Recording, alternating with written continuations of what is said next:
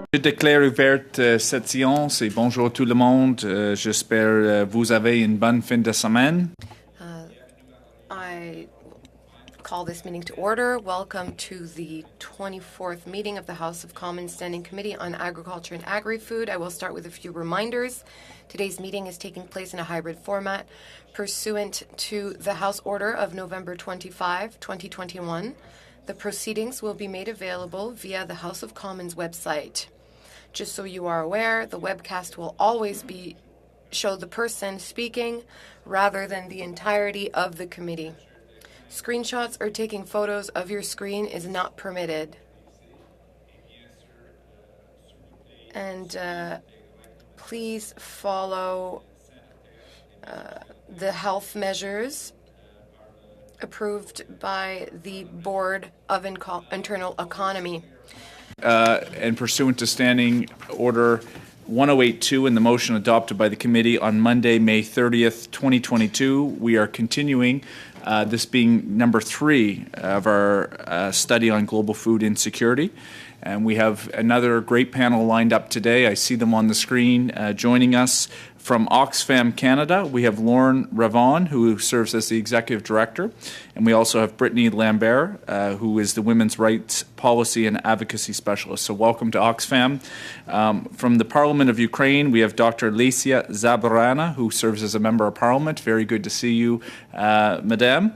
And from Food and Agriculture Organization of the United Nations, we have Pierre Vautier, who serves as the head of the Ukraine office. So for our witnesses, you know that we start with a 5-minute opening remarks. And I'm going to start with Oxfam. Ms. Ravon or Ms. Lambert, you have up to 5 minutes for opening remarks. I'll turn the floor over to you. Thank you very much. I just want to check, can you hear me okay? Coming in loud and clear. Great, thank you. Okay. Well, thank you, Chair, and it's my pleasure to be here before the committee today.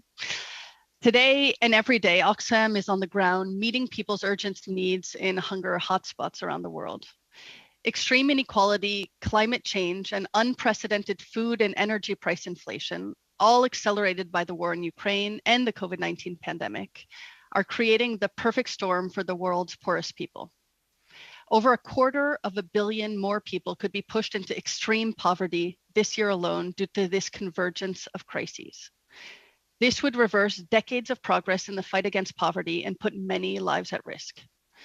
Low-income countries do not have the resources to respond to these multiple crises or to put in place adequate safety nets to support the most vulnerable. Their foreign reserves have already been depleted by their efforts to respond to the pandemic and also to service their debt.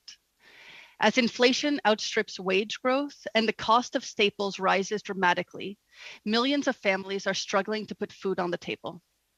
The places worst affected are countries that rely on food imports, low-income countries in the Sahel and the Horn of Africa, as well as Yemen, Afghanistan, and Syria.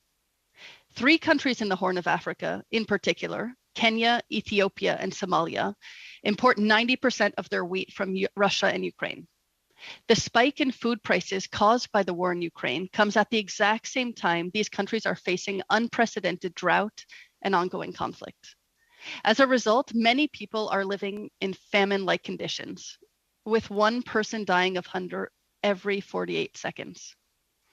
The UN predicts that 350,000 Somali children could die by the end of the summer if we fail to act immediately. Hunger affects women and girls disproportionately, as we know. They are the last to eat when food is scarce, the first to be pulled from school when their families can no longer afford tuition, and their unpaid care work in the home always increases in times of crisis. We will never achieve the promise of gender equality as long as women and girls continue to suffer from hunger and malnutrition at a higher rate than men and boys. In the face of this global hunger crisis, there is actually much that Canada can do. In the short term, donor governments like Canada must help avert catastrophe in the hardest hit countries by urgently increasing humanitarian assistance. While there has been an outpouring of solidarity for the people of Ukraine, the international community has grossly underfunded the humanitarian response to the hunger crisis. There remains a $13 billion funding gap for food security and nutrition responses globally. Canada, in the immediate, should commit $600 million at the upcoming G7 to get back on equal footing with our peers as a leading humanitarian funder.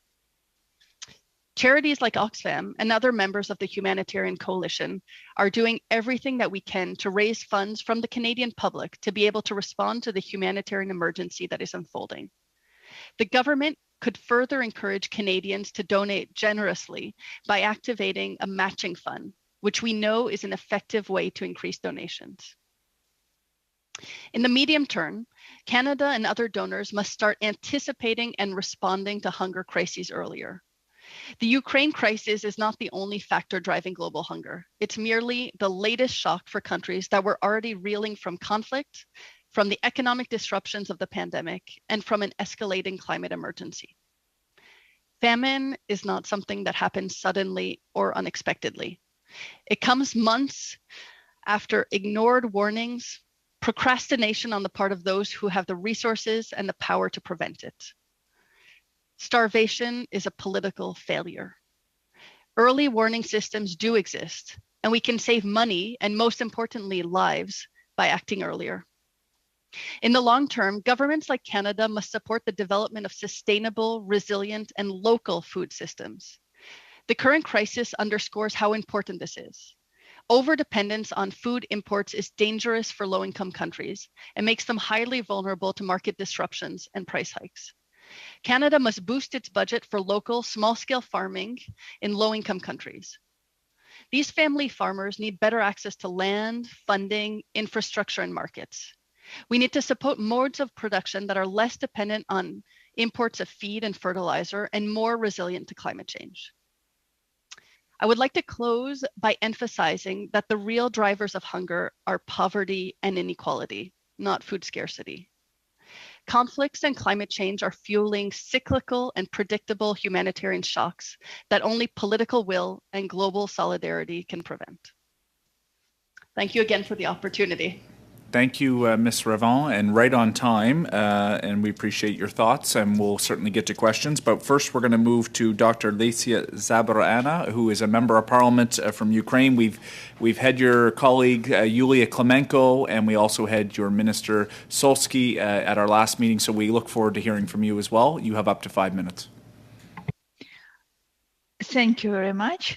First of all, I would like to say that it's my honor and pleasure to address the Committee of the House of Commons of Canada.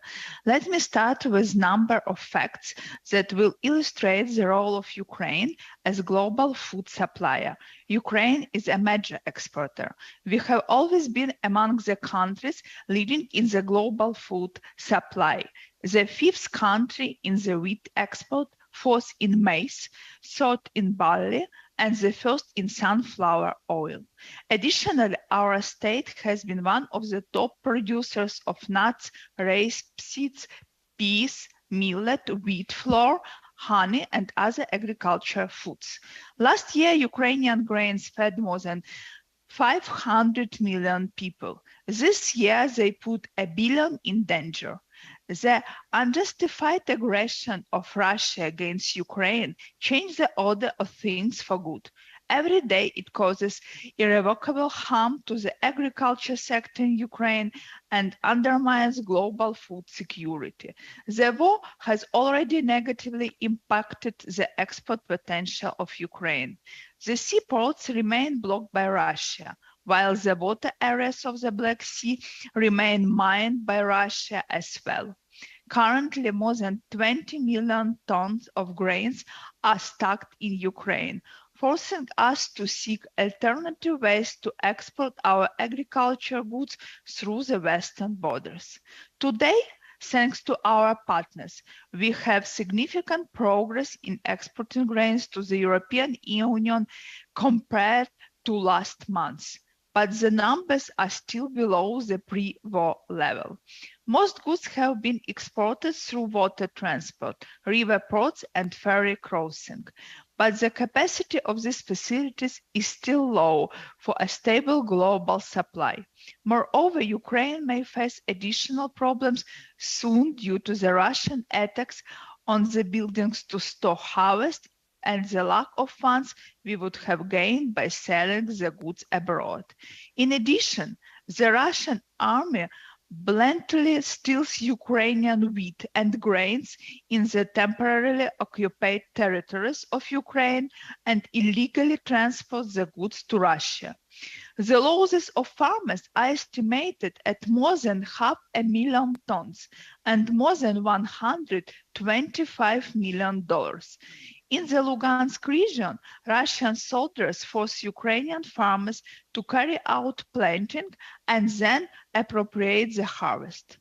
The head of the UN said recently that the Russian war against Ukraine has resulted in disruption in food affecting 1.7 billion people worldwide. The consequences may be disastrous. According to FAO's latest forecasts, the war in Ukraine could increase chronic undernourishment by an additional 18.8 million people by 2023. According to the Ukrainian government, the spring sowing area is 25% less than the previous year. The main crops that were sown are maize, soy, sunflower, millet, buckwheat, oats, and sugar beet. So today, Ukrainian farmers think about how to export not only the last year harvest, but the upcoming as well. Indeed, the 2022 planting season has been the most difficult in the history of independent Ukraine because of the logistical issues. Ukrainian farmers face an acute lack of fuel, fertilizers, and plant protection products. The government has reported cases of international destruction or appropriation of agriculture, machinery, and equipment by the Russian army in the occupied regions of Ukraine. Russia purposefully attacks grain silos, warehouses of fertilizers, farm enterprises, and other infrastructure, trying to aggravate the current humanitarian crisis. 2 months ago, Russian forces shelled bread plants in the Kyiv and Kharkiv regions. In the liberated areas, the invaders mined agriculture fields. Steadfast work of the agriculture sector is crucial for restoring Ukraine's economy. For this reason, going through the 2025 planting was one of the most important tasks of the Ukrainian government and farmers. The season was relatively successful thanks to the credits offered to the agriculture sector. More than 13,000 Ukrainian farmers received more than 38 billion hryvnias. It's about 1 billion euro of credit in total. 80% of that amount was attracted through portfolio guarantees. The export was improved a bit compared to March this year, yet no visible alternative to the previous volumes of Ukrainian global food export is seen today. The Russian invasion of Ukraine has had a significant negative impact. I apologize. I gave you a few extra seconds, and I should have been signaling to you. We're actually at time, but I know my colleagues. Okay. We're going to have many questions, so maybe we'll leave it at that. We're going to go to Mr. Vautier, and then we're going to go to questions. And as I mentioned, I'm sure my colleagues will have questions for you. So, Mr. Vautier, over to you. Merci beaucoup. Thank you very much. My name is Pierre Vautier, and I coordinate the FAO operations response in Ukraine, and I'm right now in Kyiv, and my staff is spread out throughout the entire country because they've had to move several times. Mr. Vautier, I apologize. We're having some technical issues on our end with translation. I'm going to hand you over to the clerk. Hi, Mr. Vautier. Can you just at the near bottom of your screen? There's an unmute button, yeah. And then there's a little arrow pointing up. If you click on the arrow under select a microphone, you should be able to select your headset, please. Yeah, I did it already. It's there. You cannot hear me? Hello, hello? I can Can hear you? you for what it's worth. Okay. Okay. So it's okay, don't worry. Are we going to, if you don't mind, since the rest of the panel is Anglophone? So let me just try to be brief and not to use too much of the time. So it is true. I want just to insist. Sorry, on Mr. some points Voce, we have to, Yeah. our proceedings have to be able to be handled in English and in French, so we're going to try to keep troubleshooting to the extent that we can here. Just give us a second. Okay. Sorry. Can you please unplug and plug again your microphone? Yep. Can you hear me now? Can you say a few more sentences? Yeah, can you hear me? Is there perhaps a button on the headset on the side? It's a very simple one, so I don't think so, but no. And this way, can you hear me?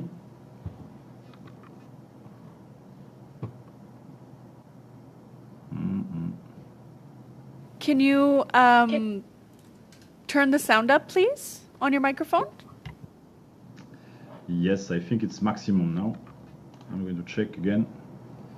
Okay, so unfortunately, the technicians are telling me that your microphone is not selected. Alors, I see I'm testing the mic and I'm seeing it. Let me try again.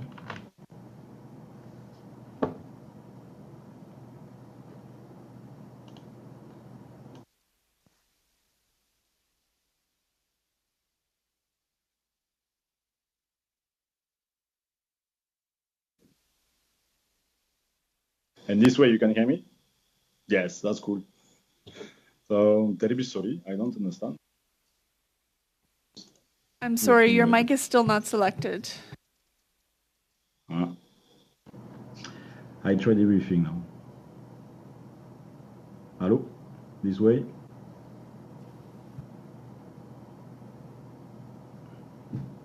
Hello, hello? We can hear you. Those of us online can hear you perfectly. Okay, yes. I can do it in French and in English if you want. But it will be long.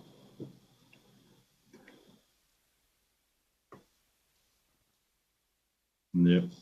I'm sorry, I did the test before the meeting. It seems that it was clear. Mr. Voce, I've asked, obviously for our proceedings, we try to do both, but your testimony is very valued. You have up to 5 minutes. We've had a bit of a delay. I know you speak English and French. If you could try to bring your proceedings 2 minutes, 2.5 minutes in English, and then perhaps try to reiterate what you said in French. That way we can get your testimony on the record. We'll have to troubleshoot what we do for questions and answers, of course, but we'll certainly do our best. You're bilingual, so is that okay? That might be the best. Yeah, I'll try to wrap up. Okay. I apologize for this. This is the nature of virtual proceedings. But over to you, perhaps half in English, half in French. Thank you. So well noted. Thank you very much. Merci beaucoup. I will be very brief. I will just do part of the element I wanted to introduce, but I think we have question and answer. I think it's more valuable for me to be able to answer to your questions. So let me just say what has been said.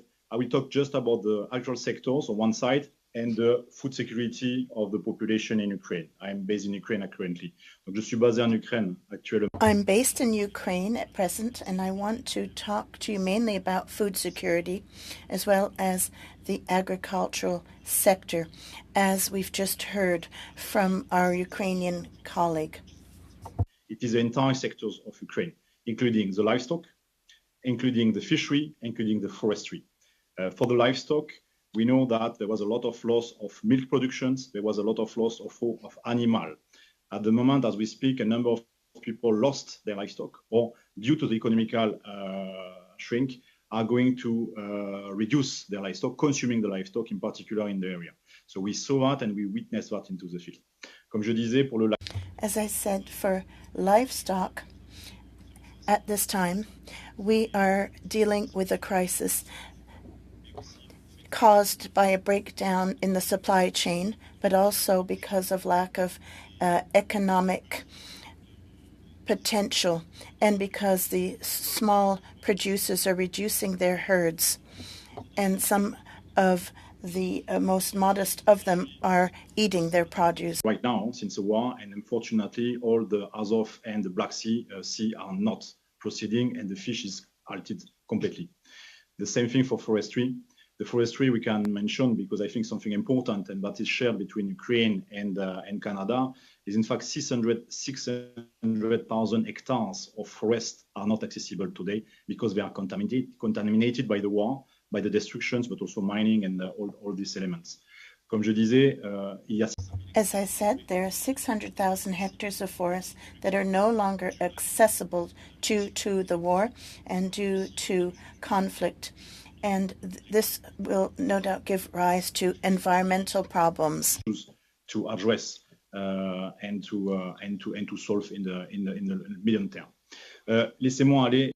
Now I would like to very quickly talk about harvests. 50 million tons are exported every year. The Dr. Zaburana expressed that very clearly. At the moment, every month pre-war, before the war, every month it was 5 million tons export via the sea to the world. The sea is blocked. At the moment, it's only 1 million tons on average per month we was exporting. It's 1/5 of what's been usually exported. And this is despite all the efforts and all the support of the neighboring countries, but also all the solution that's been envisaged by the governments and the support from us, but also the private sectors in country. And we think that we're reaching a limit. We cannot go back to what is the level of export with the sea export usually. So this is a big problem, and it's causing a second problem. The harvest is going to come in a couple of months now. In fact, you have 20 to 25 million tons of crop. We're still in the storage right now. 14%, according to our estimate in FAO, has been destroyed or not available.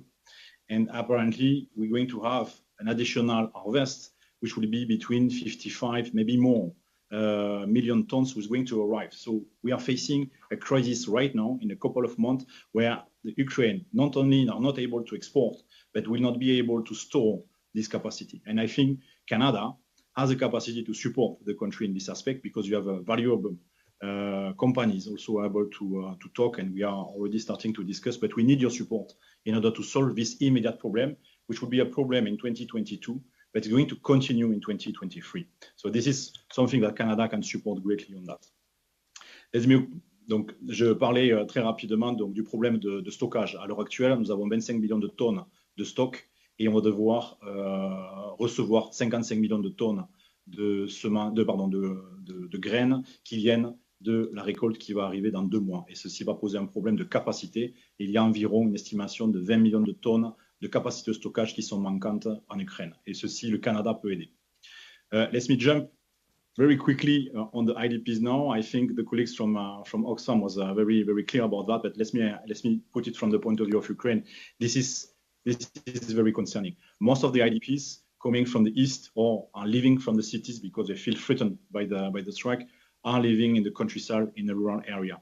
And at the moment, what is very concerning is in fact the winter is coming and the livelihood is lost. Half the wage are reducing, the employer are lost. And at the moment, one of the livelihoods, emergency livelihood that the people are using, it is crop productions, a bit of vegetable productions, a bit of small livestock productions. And as FAO, we recommend strongly to switch as soon as possible from humanitarian assistance to an emergency assistance in order to strengthen the livelihood of the population in the rural area. This is very important. The winter is going to be hard. It's going to hit only this population.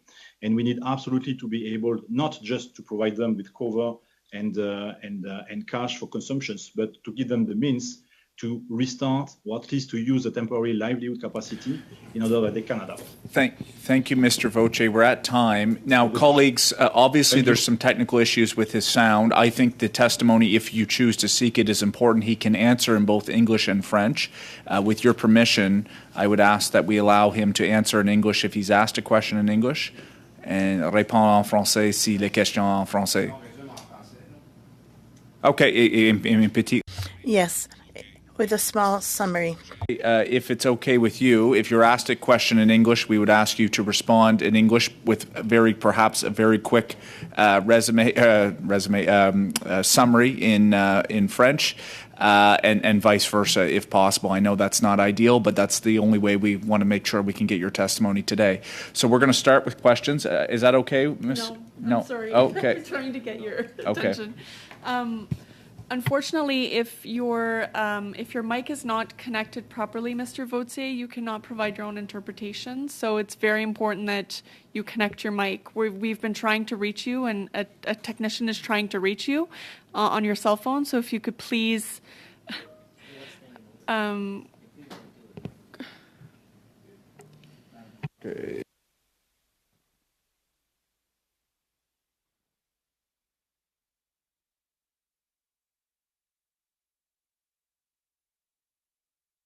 We have agreement around.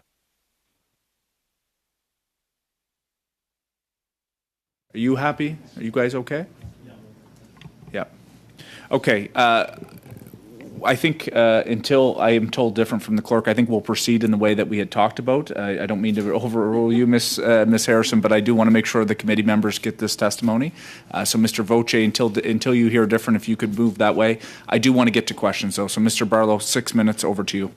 Well, I do have questions for Mr.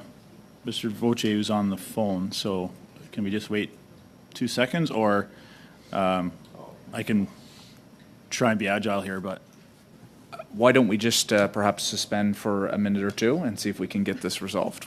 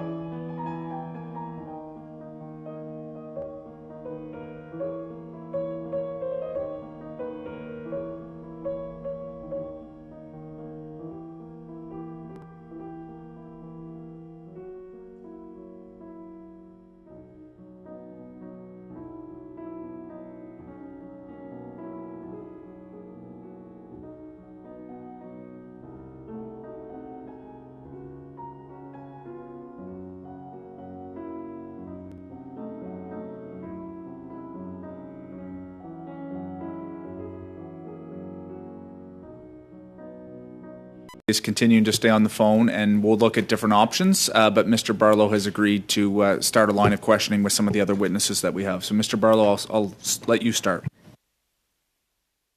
Thanks, Mr. Chair, and certainly apologize for the technical issues with our witnesses, but important that we have them here and take advantage of that opportunity, as I know they're very busy with what's going on the ground. So I'll start with Ms. Zubrana, the Member of Parliament. Thanks for taking the time and being with us. I had an opportunity to read the rapid response plan that the FAO had done earlier this year, and it was mentioning that you're expecting about a third of your crop, your spring crop, not to be harvested. Is that accurate, or I know things can change very quickly in a conflict. Is that still accurate, or has it become better or worse than what was anticipated? Thank you for your question. Yes, as I mentioned, indeed, in 2022, planting season has been the most difficult in our history. I mean, during the last 30 years, not only because of occupied territories, but I would like to mention that now, unfortunately, we have about 23% of occupied territories. We have every day the risk of bomb attacks in each region. For example, last night we have the risk of bomb attacks across the 80% of our country. Also because of logistical issues, because Ukrainian farmers face the acute lack of fuel, fertilizers, and plant protection products. As my colleague mentioned, we also have a lot of destroyed infrastructure objects, storages, so our farmers are very afraid that this year we will have very unsuccessful planting season. Thank you very much for that update. And what will be the impact? I'm assuming very similar to your planting season in October. I know that's a long ways away and hard to predict, but are you already doing some forecasting on what that may look like if this continues on the way that it is now? It will absolutely depend about our position in this war. And first of all, as my colleague Yulia Klimenko mentioned last time, we need now military assistance, because only thanks to this support, we will be more sure that in autumn we will try to have really good planting season. Because now it's very difficult to do any forecast, because you know that every day we have the risk of bomb attacks in each region, in each city, in each village. So now the most important instrument for our future successful agrarian development is military assistance from our partners and from Canada also. Yeah, thanks. I appreciate that. Your colleague had mentioned last week that because of the blockade in the Black Sea and the loss of the port of Odessa, you're looking at trying to move commodities by rail or by truck. But to do that, you need additional veterinary services and phytosanitary services at the borders. I know for us, even in Canada, those resources are not readily available.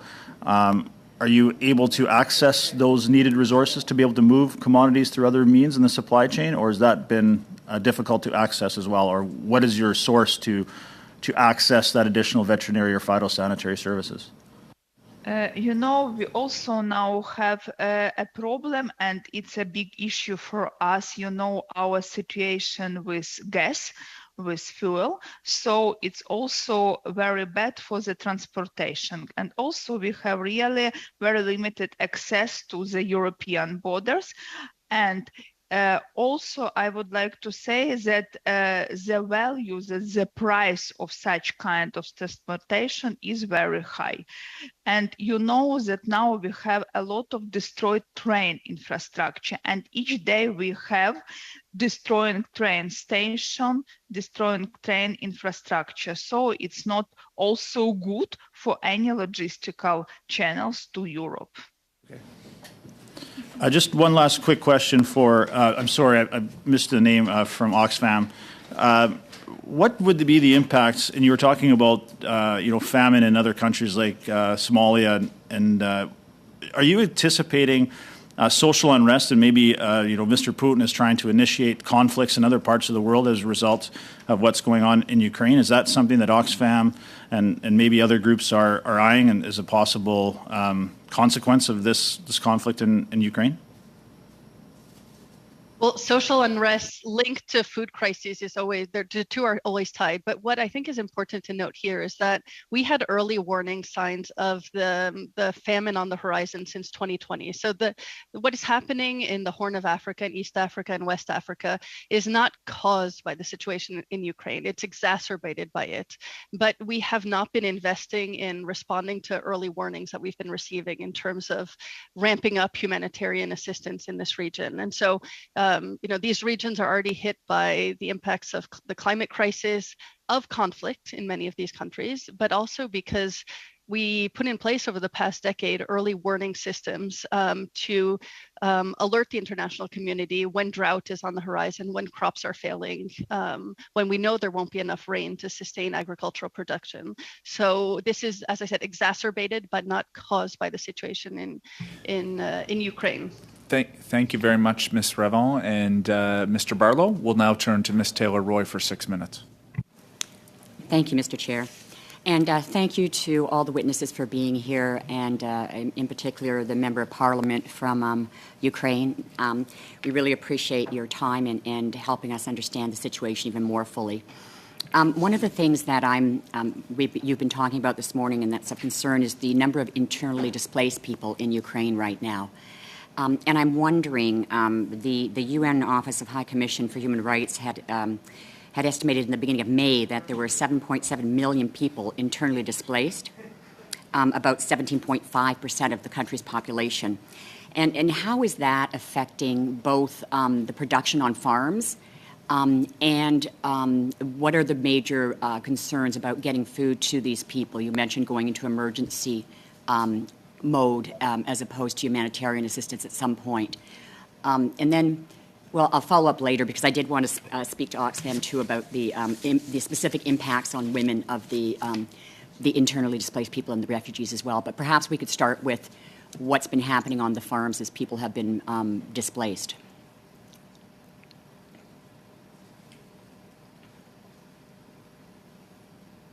And I don't know, Mr. Vautier, are you able to answer now? Apparently, I can. I don't know if I'm authorized. The IT said yes. I don't know if... Okay. I'm sorry, is this question for me? Yes, for you and for Mr. Vautier. Okay, yes, Dr. Zavarona. Thank you. I didn't understand you clearly.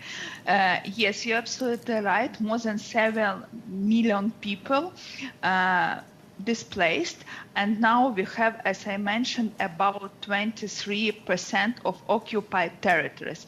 On the other territories, a lot of farmers have a very high risk of different bomb attacks. But in our villages, we have a lot of people from that villages, from other places, so we haven't a problem with people which will try to do something in agriculture sphere in villages.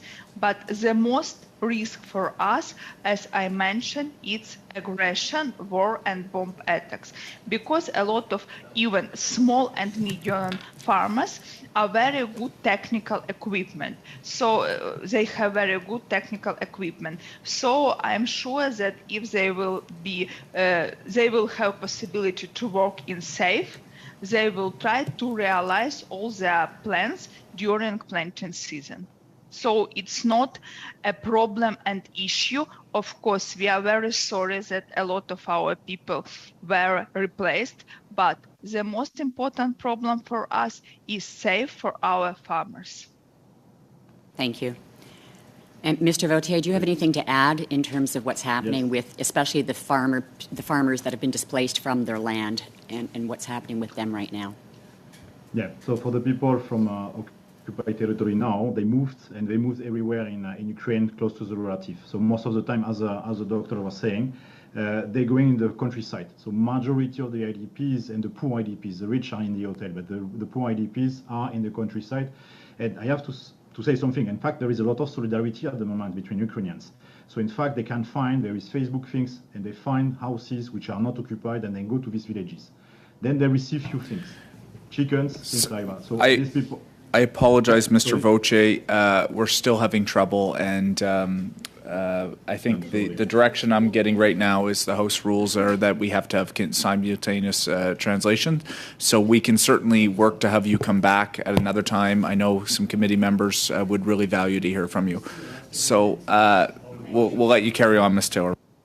Thank you. And then I did have a question regarding the effect on women, and I know, Lauren, you're joined here with someone who is Brittany Lambert, Ms. Lambert, who specializes in women's rights policies, and I'm interested in hearing from her in terms of what the specific concerns or effects are of the internally displaced people again and the whole war situation in Ukraine on women. Thanks for that question.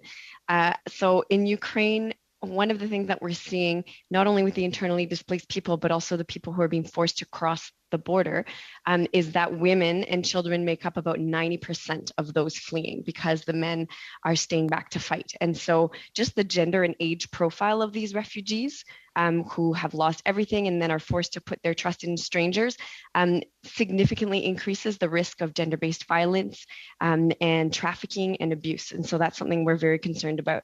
And then we're also concerned about similar issues for the people in Africa, for example, who are suffering from hunger and who are forced to migrate or flee because of that. And so it's many similar issues, just your vulnerability to gender-based violence or sexual exploitation and abuse when you're desperate for food. And the propensity to resort to harmful coping mechanisms like pulling daughters out of school or marrying them off early for a dowry to secure income for the family. And so I think regardless of what area of the world we're talking about, hunger and displacement are having a disproportionate impact on women and girls. Mr. Chair?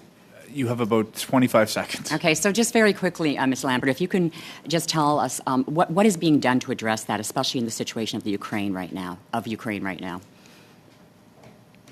I mean, humanitarian response and specifically in the protection sector, so that protects vulnerable people like women who are forced to flee and make sure that we keep them safe.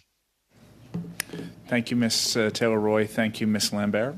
Maintenant, Monsieur Parent pour 6 minutes. Oui. Thank you very much, Ms. Lambert. I would like to continue with you. When you say we need to protect women and children more, what can we do as a committee? How can we help women and children in addition to what we're already doing? Is it increasing humanitarian assistance? Do you have ideas? I think the pure scale of need shows that what is needed most of all right now is increased humanitarian response. I think in terms of how that response is happening, Canada is already very good at funding organizations and responses that focus on gender-sensitive approaches and that take women's needs and unique vulnerabilities and also leadership capacities into account.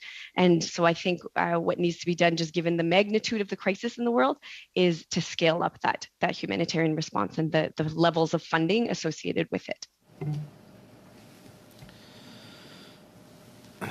Merci beaucoup. Thank you very much. Earlier, and by the way, the interpretation is working well, so if you prefer to answer in French, that's fine. Now, in the African countries where we have a big impact and in the Middle East, is the situation similar? Is it largely women and children who are affected by famine because of internal displacement, or are there other factors? Displacement plays a very important role because when you have to leave your home, you leave your job, your lands, your crops. But it's not only that. Families do not have adequate revenue to purchase food at its current price.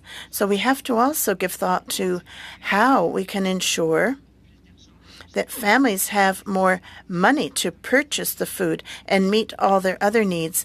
We also have to think of social security. How can vulnerable people, for instance, those who are losing their harvest, how can they get emergency funding during this crisis? Thank you. We discussed with recent witnesses in previous committee meetings how to expand the export corridors. There have been negotiations and some are underway. And if they are advancing, they're not advancing quickly.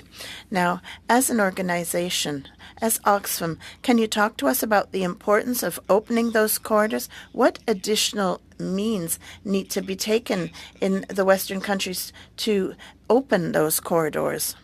Here, thank you. I think, yes, the high dependency on grain from Ukraine is very concerning to respond to the hunger crisis in Africa. But I also want to loop back to your initial question was, what more can Canada be doing? There's an incredible generosity and response to the Ukraine crisis, and every life matters equally. But our concern here is that we're seeing a displacement of humanitarian resources globally, so that we're not able to respond as we should be in the African hunger crisis in particular. So in addition to increasing Canadian aid, we're also calling specifically for Canada to put in place a matching fund, because we know the Canadians have been incredibly generous in their response to the Ukraine crisis, as they should be, but we haven't seen that outpouring of generosity or even consciousness and awareness that hundreds of thousands of people are on the brink of dying of starvation in countries like Ethiopia, Somalia, Kenya. And so Canada can urgently put in place a matching fund to call on the generosity of Canadians, because as my colleague Brittany was saying, not only is a matter of food kind of flows, but it's also a matter of cash assistance. So in some communities, food is actually available. It is out of people's reach because of the price. So getting emergency cash assistance to families to purchase on local markets is incredibly important, just as important as opening up flows from Ukraine and other regions to get food onto local markets. And ultimately, it's local food production that is the response to these type of recurring food crises. It's not global flows. In some parts of Africa, up to 70% of production is local. People are relying on their local family production, their local family farm. And so if we're not getting cash into people's hands to be buying on the local markets, then you have a further deterioration and a decrease in food security in the long run. Merci beaucoup. Je prends bien note. Thank you very much. I've taken note that local production needs to be stimulated over the long term, not wait for a crisis to arise, and we need programs to assist local production. Now, I'd like to come back to the situation in Ukraine. We've asked for chartered flights that could transport refugees wanting to come to Canada. We've succeeded in getting a few flights, but it's a marginal phenomenon. Do you think that's something that could help you? Do you encourage that be done, to organize more chartered flights? Is that something we could do? 30 seconds, please. Oui, pour répondre brièvement. Yes. A brief answer. Yes, Canada has a role to play in that regard, and I congratulate you for measures taken to date.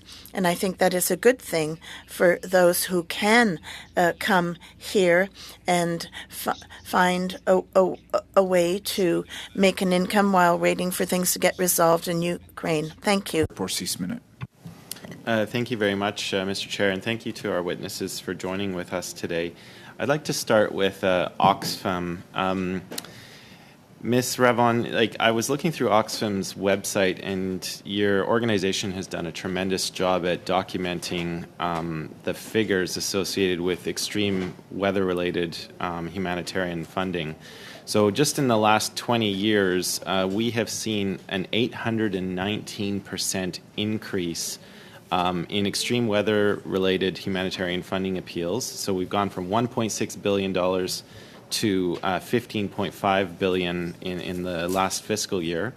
Your organization has also detailed the fact that the economic cost of extreme weather events in 2021 alone was estimated to be about $329 billion. And, you know, we're having a lot of conversations in Canada about inflation, and I've always tried to stress the dangers of climate change-driven inflationary pressures.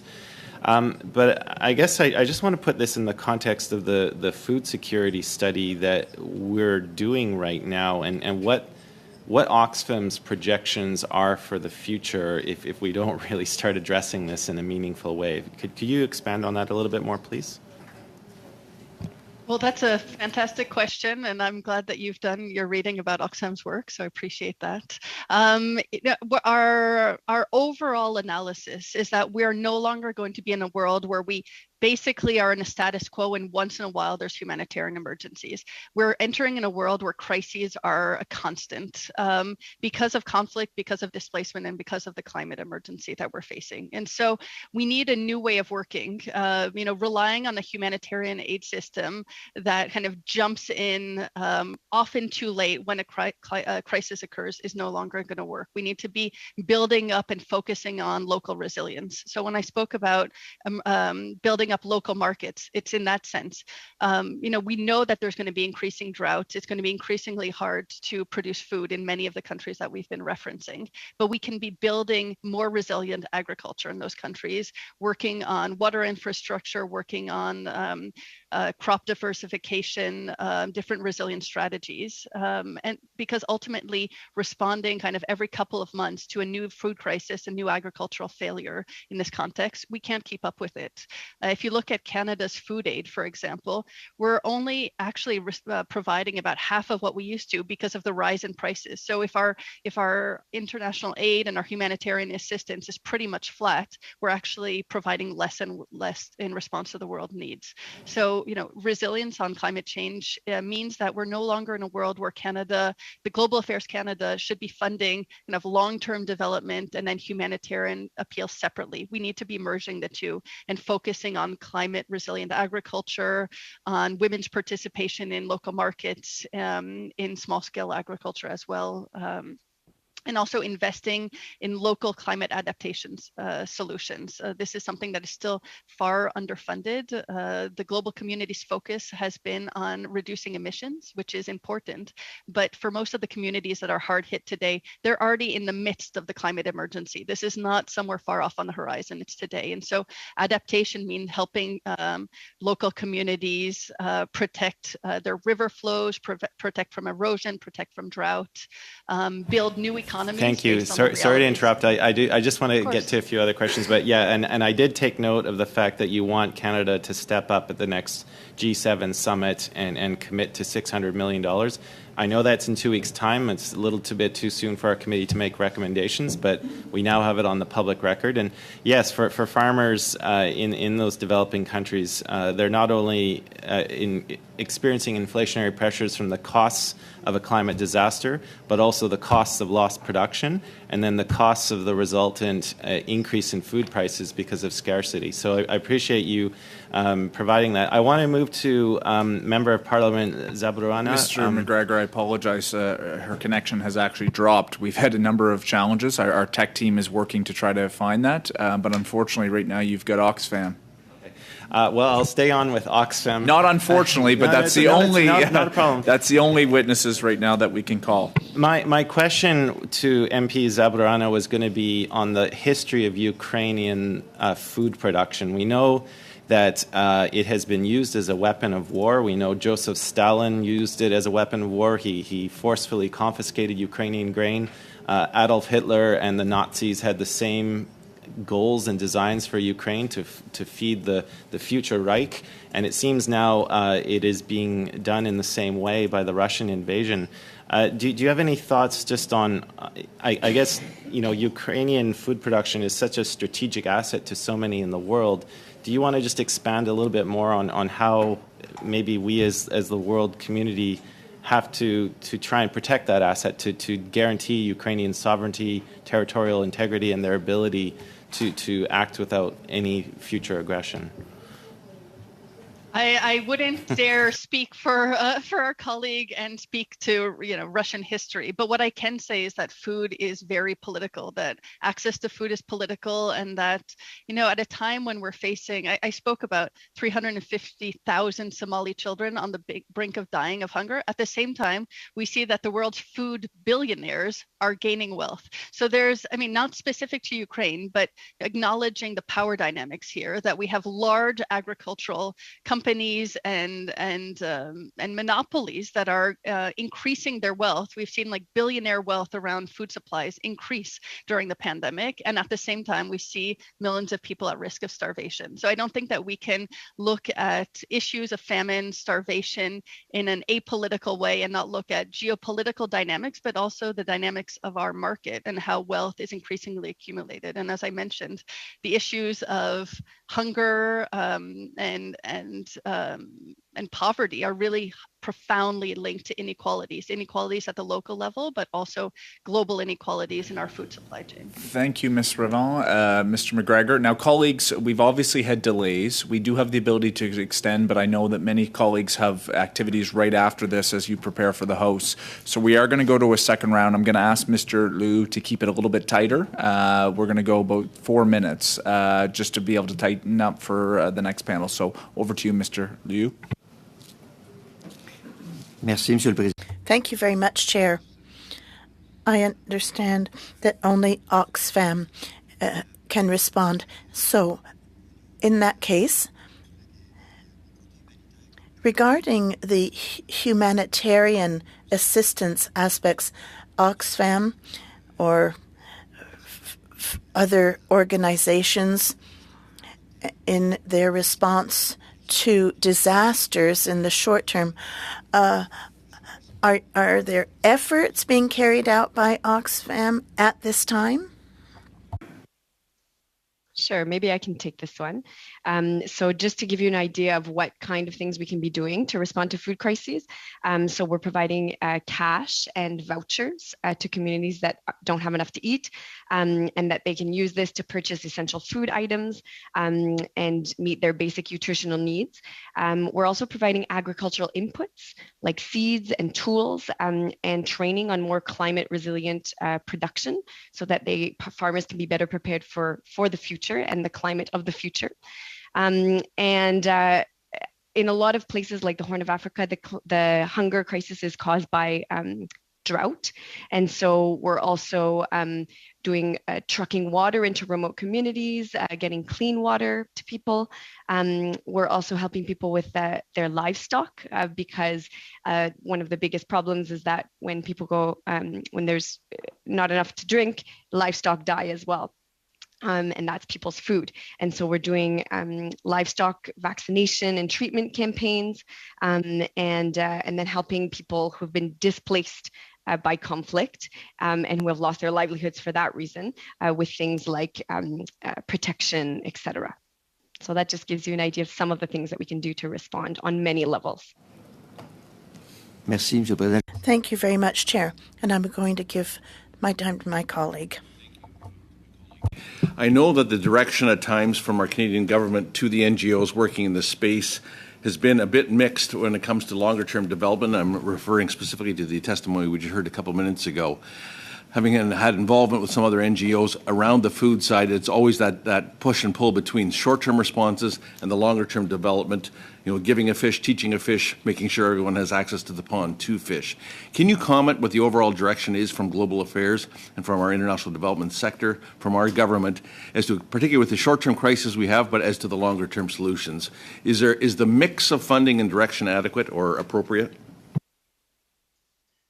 Thank you. I think that the Canadian Feminist International Assistance Policy provides the roadmap that we need to do development and humanitarian response well. So we have the right roadmap in place. The issue is that we're all learning to do development differently. And we speak about kind of a different approach where we're merging or we're linking development initiatives with emergency response. And this is something that organizations like Oxfam, like the Food Grains Bank that you mentioned, but all of our colleagues in this sector are learning to deal with. It's a new way of working. I think that our main concern right now in terms of Canadian aid is that we want to make sure that any Canadian aid that goes to respond to the crisis in Ukraine is in additional to what aid had already been allocated by Canada for international development and humanitarian response prior to the war in Ukraine. This is really our concern. We're concerned about this because we're seeing that some governments are diverting aid to Ukraine from other developing countries. And we're also seeing that sadly the public's awareness and generosity has been really going all towards Ukraine, and it's much harder to raise public funds to respond to the food crisis that we're facing. So this is really seriously of a concern, and why I mentioned the issue of Canada instating a matching fund for the food crisis would be much needed in bringing more resources. Thank you. Thank you, Ms. Ravel. Thank you, Mr. Epp. We're at time. We're going to go to Mr. Turnbull for 4 minutes, and then we'll close up from our Bloc and NDP colleagues. Over to you, Mr. Turnbull. Thanks, Chair, and thanks to all the panelists for being here today. Mr. Vautier, I had quite a number of questions for you. Unfortunately, I know you're not able to answer. I'm going to frame those questions, and perhaps if you're able to respond in writing, that would be helpful. So one of them is, in particular, in your rapid response plan, or FAO's rapid response plan, it talks about life and livelihood saving interventions to support the most vulnerable smallholder and medium-sized farming households. And so I understand that for a sort of diverse and nutritious diet, that smallholders in Ukraine actually make up a large portion of that diet. I know 1/5 of grain, 85% of vegetables, 83% of fruits, 99% of honey, and it goes on to milk production, eggs, and 1/3 of overall meat production. So I guess what I wanted to ask you is what kinds of investments are you asking for or in need of in order to support those smallholders so that Ukraine can restart, as you said, and support that nutritious diet among its people. So I'll leave that for you. Obviously, you can't answer, but I wanted to pose the question. I also wanted to pose another question in relation to the food import financing facility, which I think is another proposal that is been put forward by FAO, and maybe I'll frame this to Oxfam in terms of Ms. Ravon. How does this work with the humanitarian aid? So my understanding is the food import financing facility is a way to target the rising food import and input costs and really help countries that are net food importing countries. But it takes a different approach. Obviously, it's a financing facility. It's maybe not going to meet the most immediate needs, I'm not sure, but how does that work with Oxfam's approach and ask for humanitarian aid?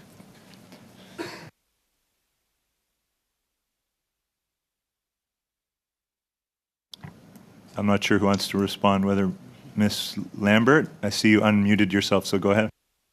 Right. No, I think we'd have to look into the mechanics of that to be able to give you a detailed answer. But certainly, I think that what we want to see. Obviously, we need humanitarian aid right now, but we also, as Oxfam, recognize that ideally we're in a world where there are more structural solutions and where we don't rely on humanitarian aid.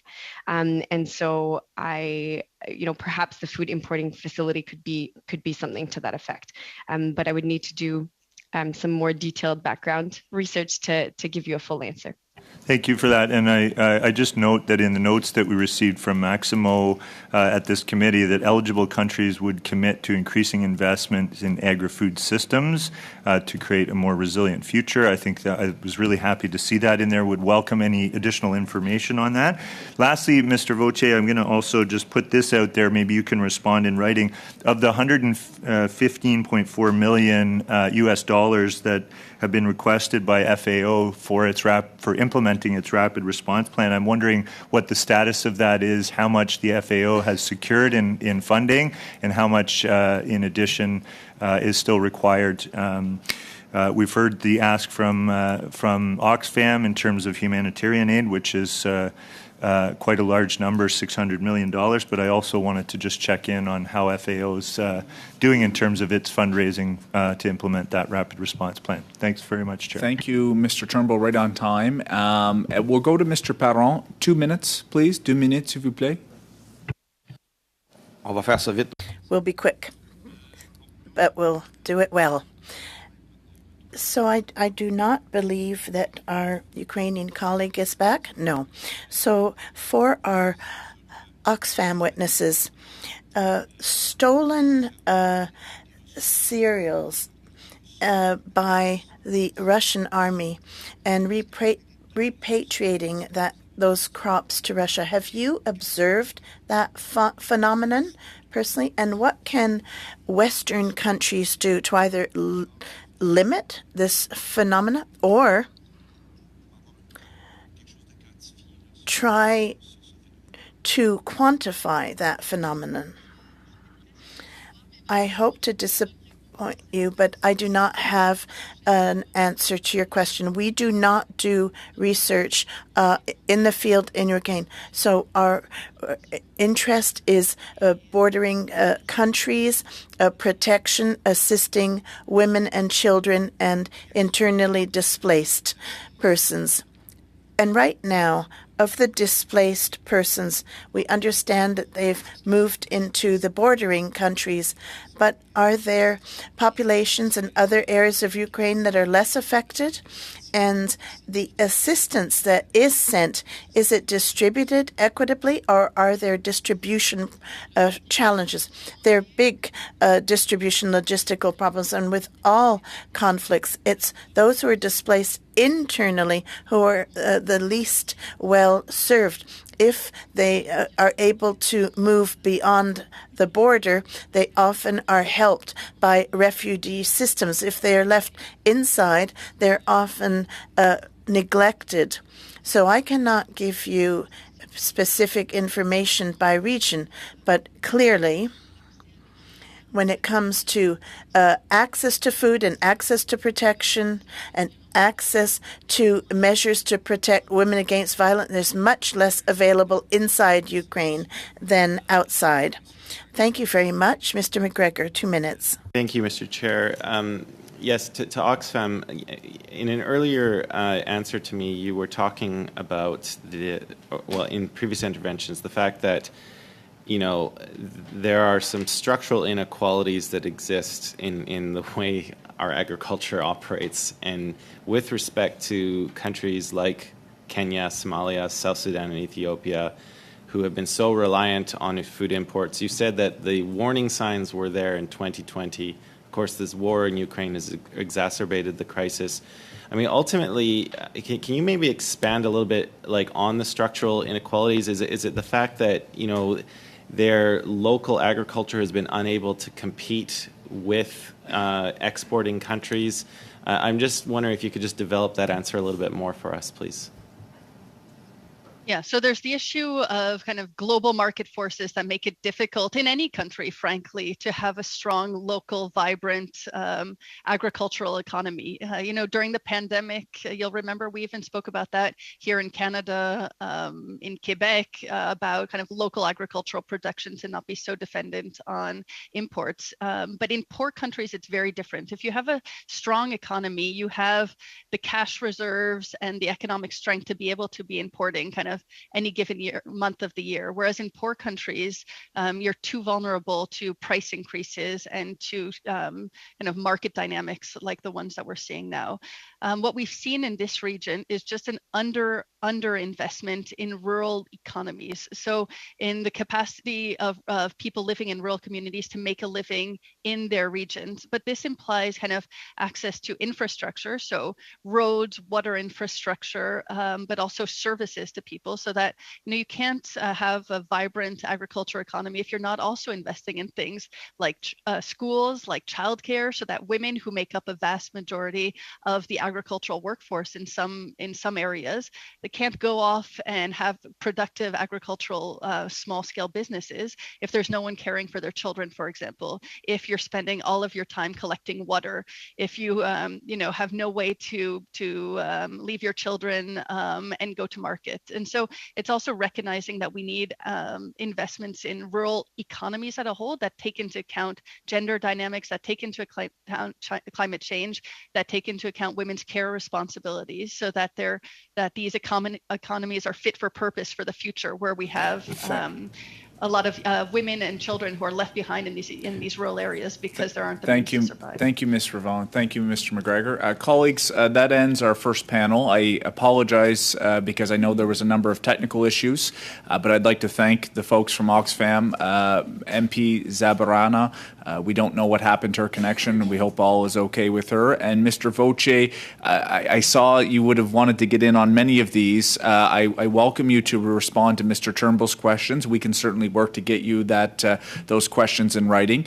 And I know that we all collectively heard from you informally with Deputy Director Bechtel the other day. That information was very helpful, and if there's even a couple pages that you want to get to us on a written submission, we would welcome that because I'm sure it would be very beneficial. Mr. Turnbull, very quickly. Very quick, I just wondered whether the FAO would table its rapid response plan with this committee. I'm not sure whether that's happened yet, but I think given Mr. Barlow and others have referenced it, including myself, I think it would be valuable to have on the record for us to consider. Look, absolutely. I don't see any issue with that, and that can accompany anything additional, Mr. Voce, you would like to provide as context on the ground. You were very helpful in setting the stage for us, as was MP Zabarana and others. So, colleagues, 2 minutes, and we are going to be transitioning over, but thank you to our witnesses. And just quickly before we go, there is bells expected at 12:30. I assume that UC, to be able to proceed as far down the line with our next panel is going to be fine. Okay, great.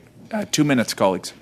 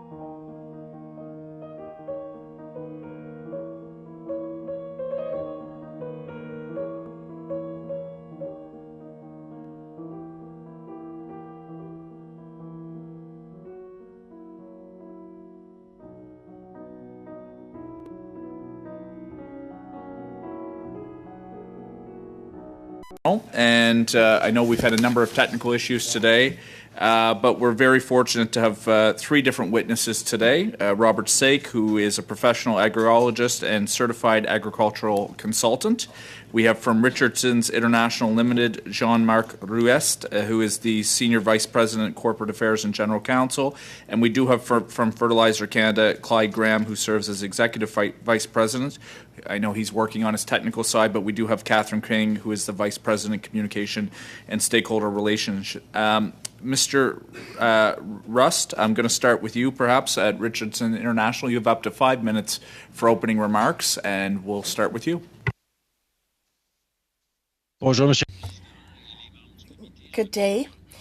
My name is Jean-Marc Ruet, and I'm Senior Vice President, Corporate Affairs and General Counsel for Richardson International Limited. And I'm truly honored to have been granted the opportunity to appear today.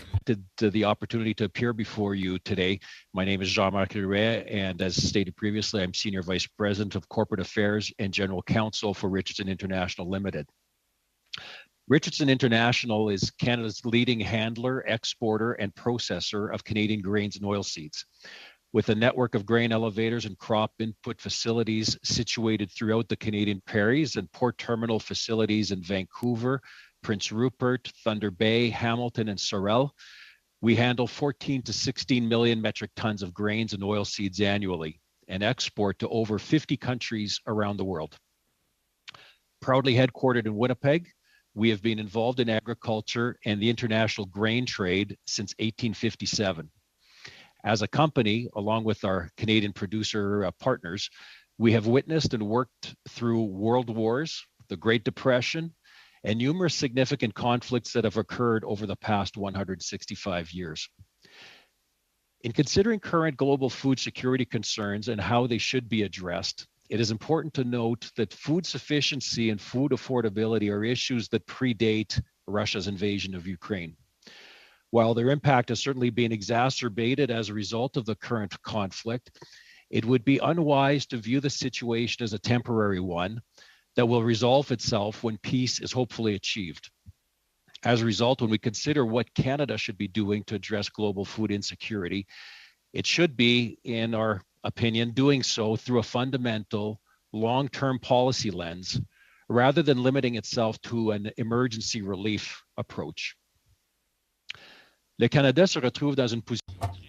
Canada is in a very privileged position. We produce far more agricultural products than we consume, and we're able to export this excess production to countries that are unable to meet their consumption needs. We've developed a global reputation as a reliable supplier of high-quality agricultural products, and this advantage has created significant economic benefits for Canada and is regularly identified as a sure way to accelerate Canadian economic growth.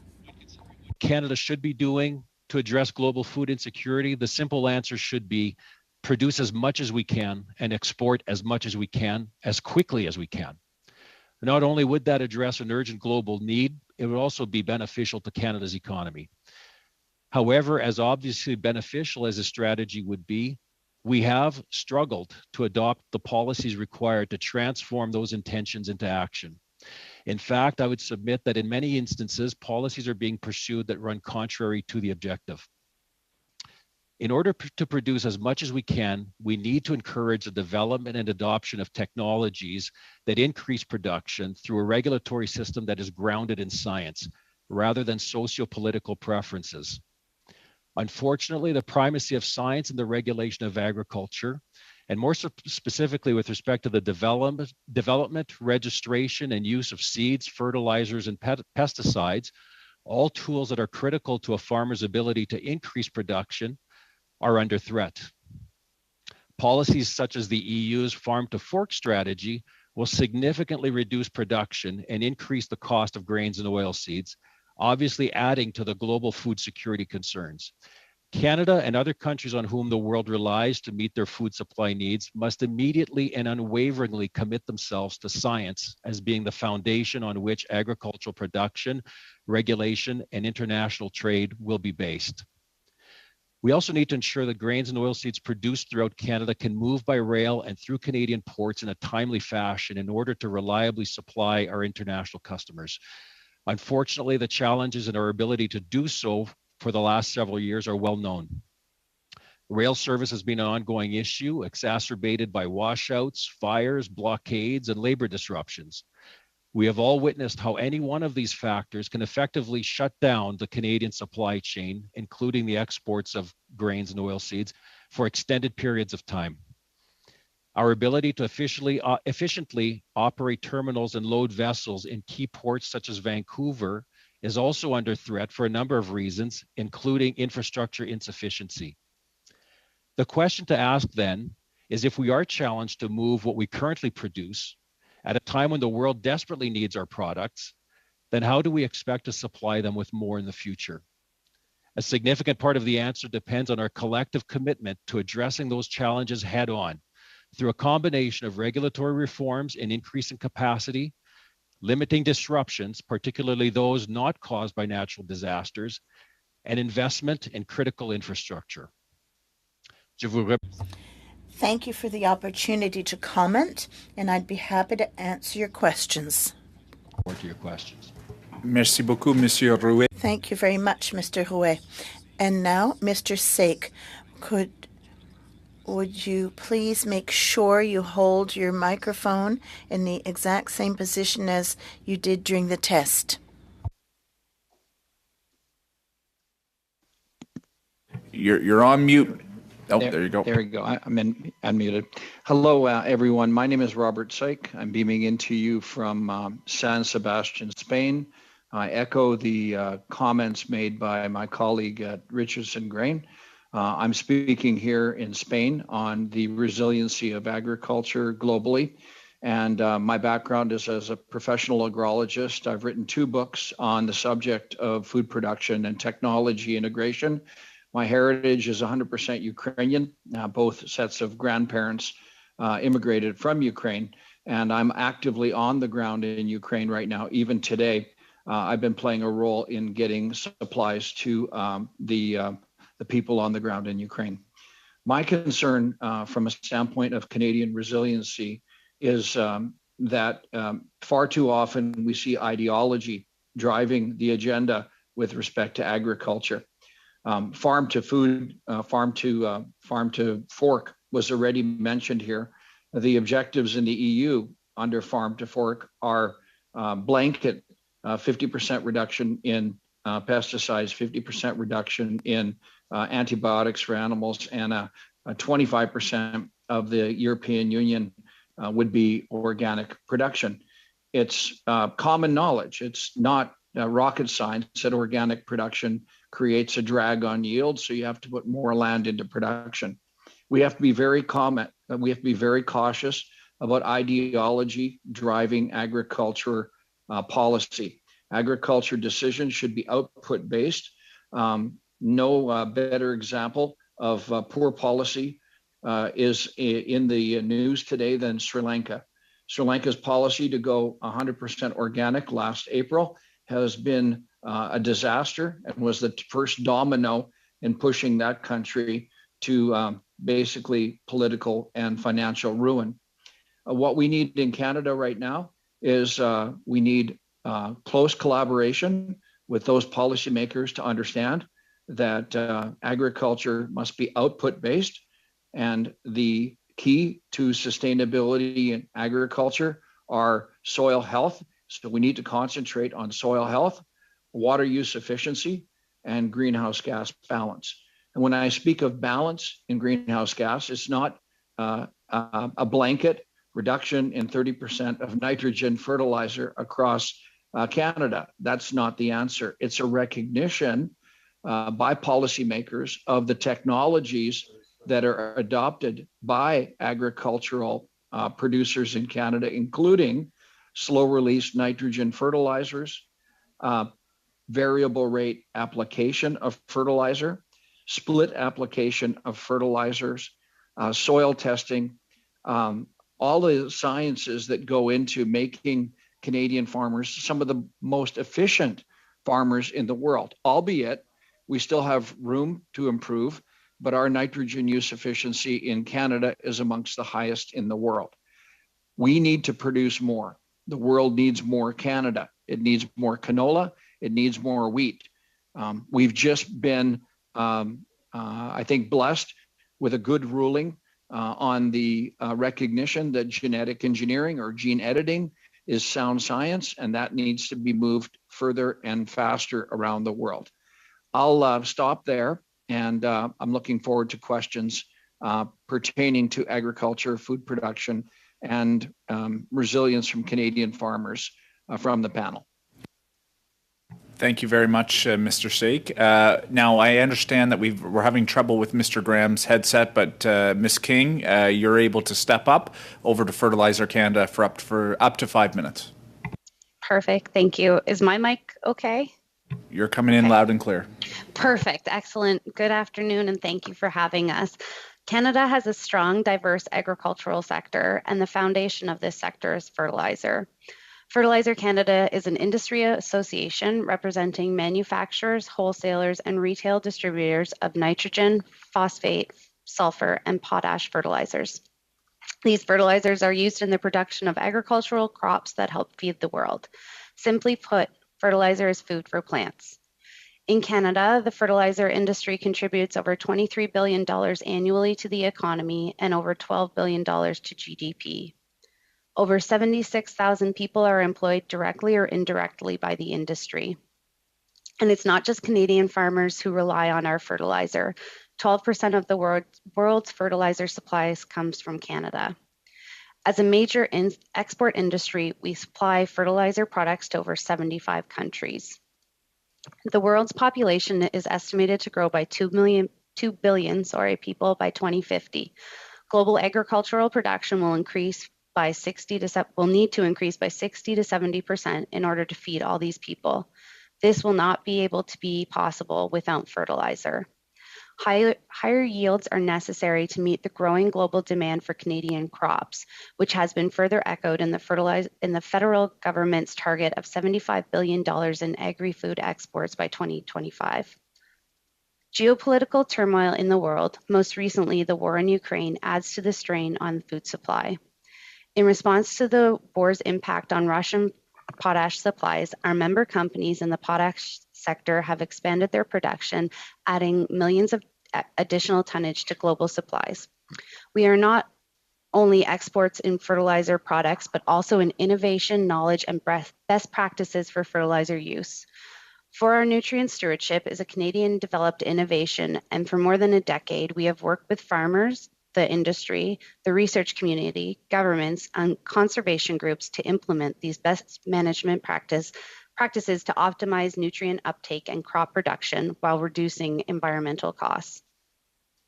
We have worked hard to become the global standard, including partnering with the Cooperative Development Foundation in Canada to deliver the 4R Solution Project in Africa for the last 3 years. The concept is simple: apply the right source of nutrient at the right time in the right place, and you will get the best results. Fertilizer management practices need to balance economic, social, and environmental disseminations of sustainability. Doing this requires a fair and predictable regulatory environment that supports programs like the 4Rs and continued innovation within the sector. Fertilizer is a critical piece to ensure food security at home and around the world. To ensure the Canadian fertilizer industry continues to play a pivotal role in food security, we ask that the government continue to and enhance collaboration with the industry. Working together is the best path forward for achieving our mutual goals. We also ask for support in raising awareness and increasing uptake in the 4Rs to help farmers optimize their fertilizer inputs for strong, healthy crops and minimize their environmental outcomes. Our industry has worked hard to ensure farmers and growers have the critical input of fertilizer for their crops, and we need practical, consistent, predictable regulatory environment for our members to make long-term plans and investment. Canada must be seen as a reliable trading partner, and the government must work with industry to ensure there are no disruptions to the supply chain so that our products will get to our farmer customers and they can grow hardy, healthy crops to feed the world. Thank you for the opportunity to present and for your time. Thank you, Ms. King. Colleagues, we know we have bells. By my count, it's about 25 minutes and 30 seconds, which means we will get one round of 6-minute questions. So use your time wisely. Mr. Epp, I'm going to start with you, and if you want to share, that'll be your prerogative. Thank you, Mr. Chair. Thank you to the excellent testimony, and yes, I will share with Mr. Falk. I'd like to begin with Mr. Sake. I share your heritage. My grandparents were born in Ukraine as well. So I'd like to begin with you. In response to the 2007-2008 crop price rises around the world, there was a debate, a food versus fuel debate. In your opinion, if we use the proper technologies to our limit, is that a red herring given the food insecurity that we have in part of the world today? You know, in Western Canada, we grow wheat, and the world is calling for more wheat. We also grow expanding amounts of canola, both for fuel and for oil. Can you make a comment on that? And I'll ask Mr. Rick to follow up as well. You're on mute, Mr. Sake. There's always a trade-off in agriculture, and ultimately it comes down to signals being sent by the marketplace to farmers. CPS wheat, for example, is mostly utilized for ethanol production versus hard red spring wheat, which is mostly used for human consumption. If we want to have a higher level of human consumption, I think the signals can be sent through the marketplace fairly clearly. If the policy is that we should have more biofuel, and therefore we need to produce more crops to go into the biofuel sector, that definitely is a signal that's put out to farmers through government policy. So I think you have a balance here of market signals from the world marketplace looking for food, and an alternate signal that comes from policy that's generated around climate initiatives. I'll leave it there. Mr. Rust, any comments?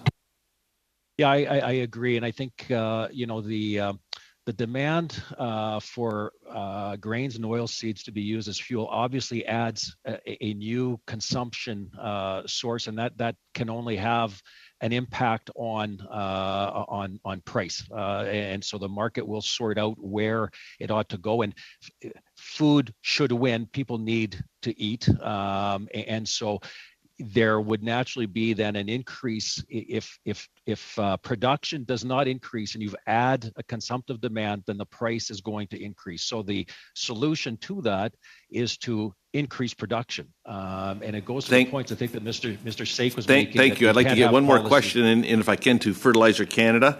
Is there any risk to any of our international trading patterns if we strive for more self-sufficiency? Particularly, I'm thinking phosphorus now, because we should have the capabilities for nitrogen and potassium. Any comments?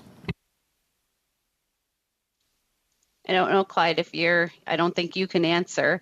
But in terms of phosphorus, we import all our phosphorus from primarily the U.S. and from Morocco as well. Thank you. Mr. Falk, go ahead. Thank you, Mr. Epp. Thank you to all our witnesses and Mr. Sake and Mr. Epp. Like you, all four of my grandparents come from Ukraine as well, the southern Ukraine. But I would like to direct my questions to Mr. Roos today. Mr. Roos Richardson's has some assets in my riding, including their research farm in Glenlee, and you do a tremendous amount of good work there. Two things you mentioned in your presentation. The first thing is that there needs to be policies changed that would promote agriculture growth and increased yields. You also said we need to grow as much, as quickly, and as soon as we can when it comes to food production. So you talked about impediments and policy that we have here in Canada, but you also talked about infrastructure. Where is the bottleneck in our infrastructure? Where should we prioritize investments? And also about policies, if you could address those two things.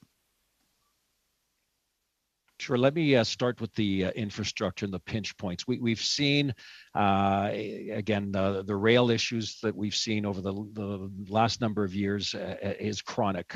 There is a capacity issue in rail service. And that capacity, those limitations, when we've got something like forest fires, washouts, et cetera, literally wipe out the system for weeks, months at a time with very limited ability to recover quickly. So I think there's an area of redundancy, excess capacity, surge capacity that's required when we have those types of issues.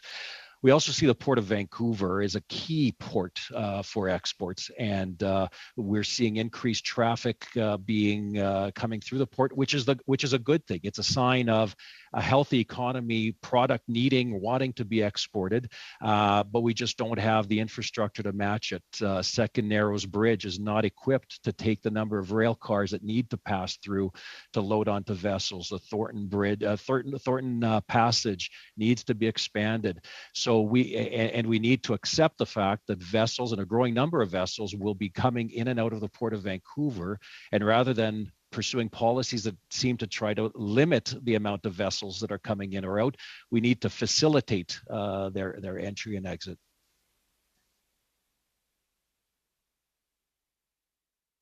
And to some of the policies that Canada has, which you see detrimental to the agriculture?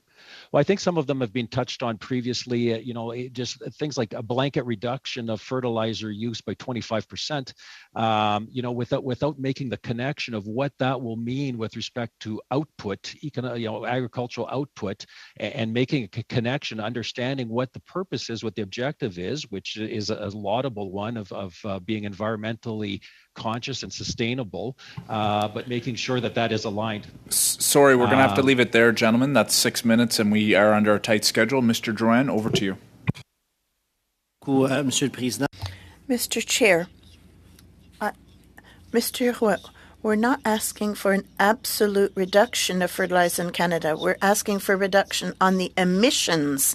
There's a concrete difference there because there's some strategies that we could apply in agricultural. For example, Fertilizer Canada talked about 4 hours. So we have to be specific. Now, Mr. Rouet, I had invited Richardson International because I believe you play a major role in the exports of canola. Well, Canada plays a big role, 40% of exports worldwide. And we often talk about oil used for cooking. And we talked about the market strengths, but you work with agricultural producers. Now, what about oil and cooking oil, and what role can Canada play, especially in regard to canola? The advantage to canola is that it is recognized as a healthy oil with, nutritive properties that are important. So that's a significant advantage, but it's largely an oil that is produced responsibly, respectful of the environment, as opposed to other oils such as palm oil. We have a system of production that is much more environmentally favorable. So those are the advantages. Canola is,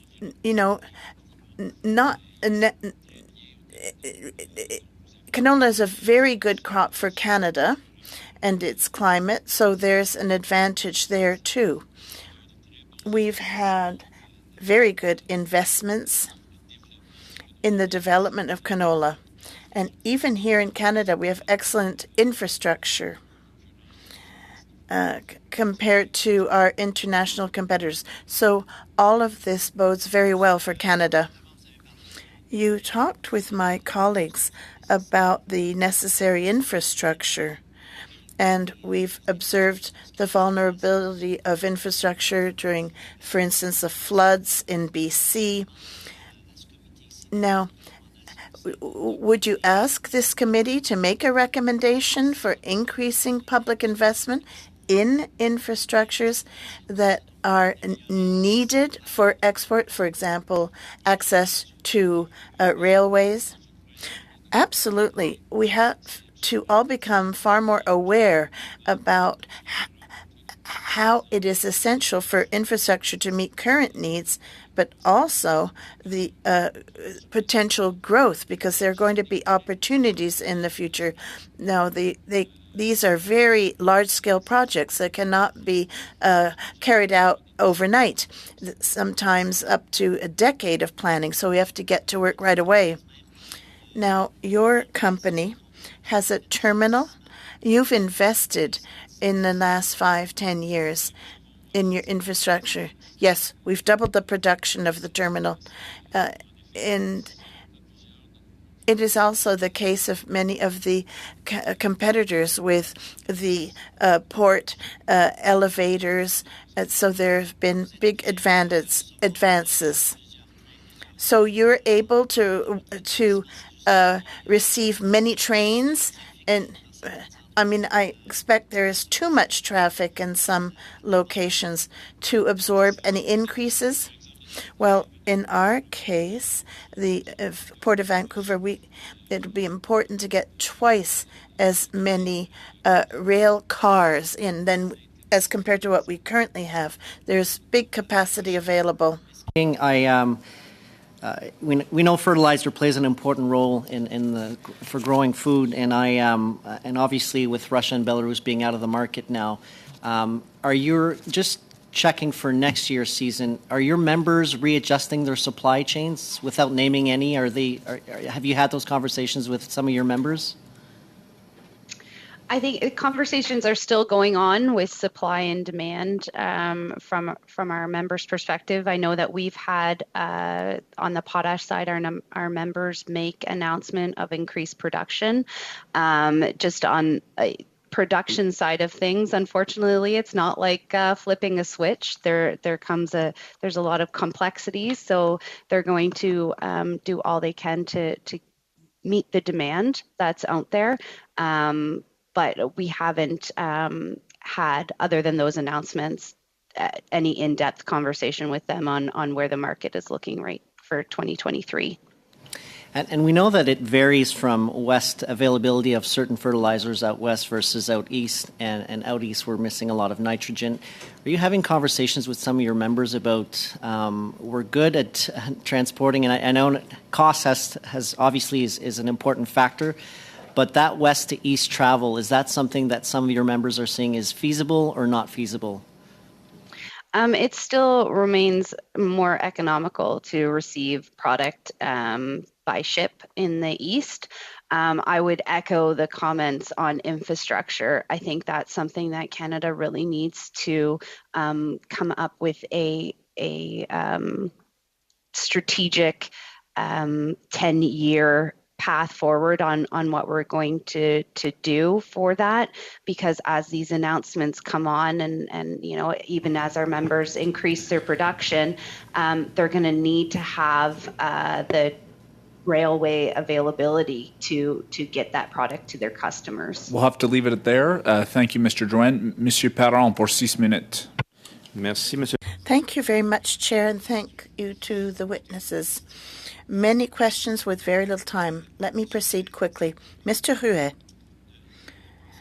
you talked about thinking long-term rather than short-term emergency in terms of increasing production and exports. A number of witnesses have also talked about a portion of international assistance that, is provided by Canada, and to increase local production capacity. Can you tell us how you envisage this balance?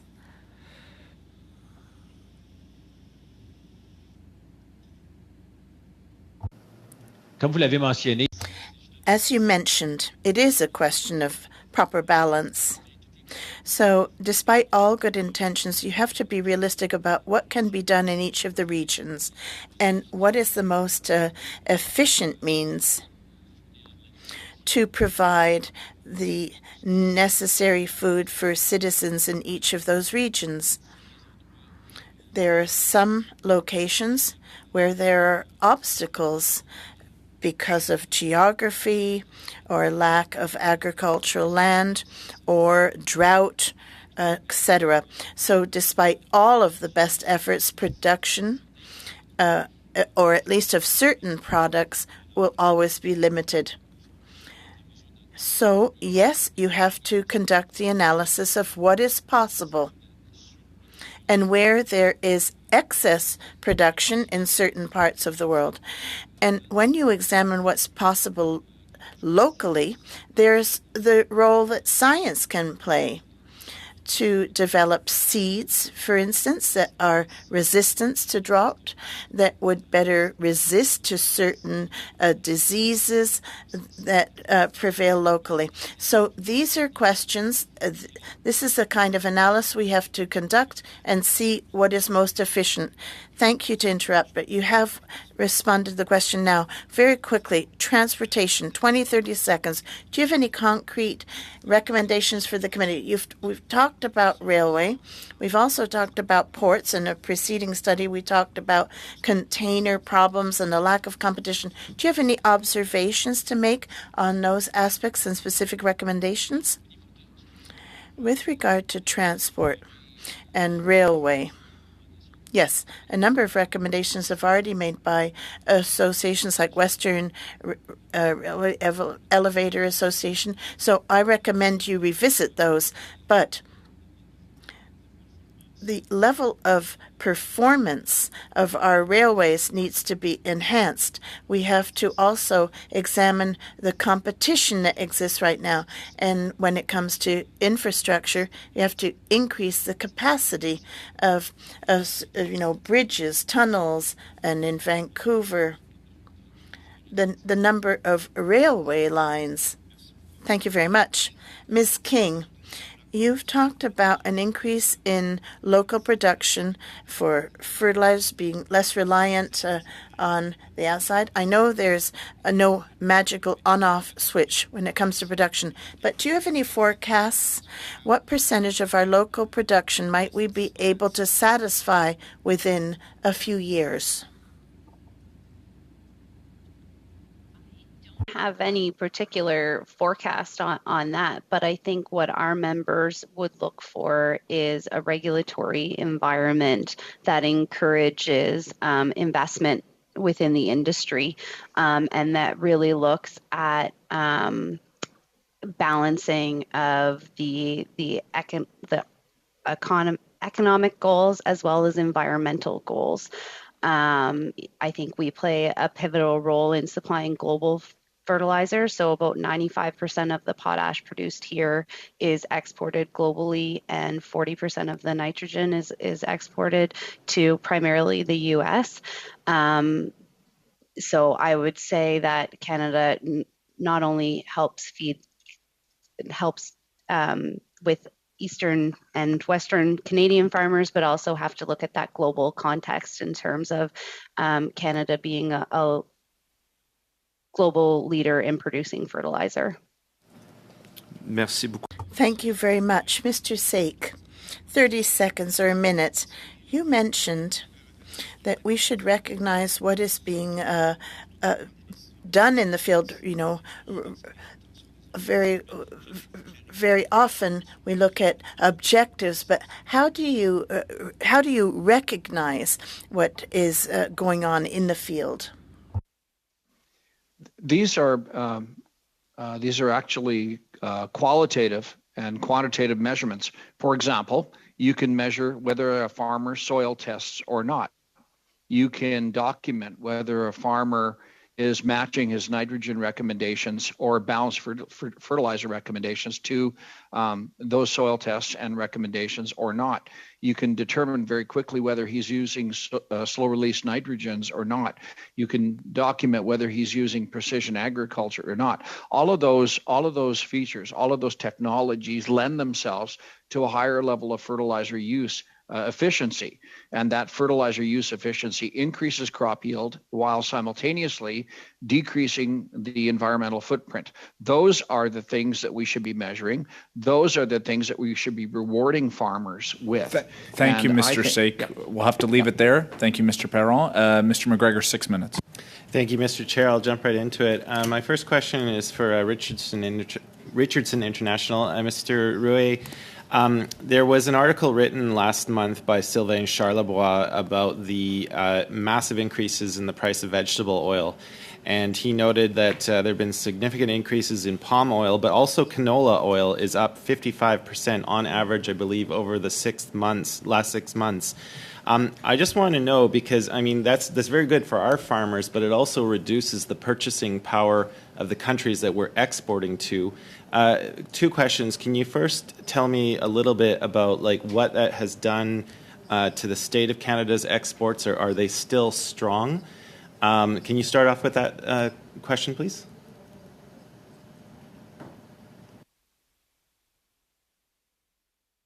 You're on mute, Mr. Rouet. Oh, sorry. Yeah, the exports continue to be strong. We have to remember in Canada over the last 6 months or so, we've had a short crop.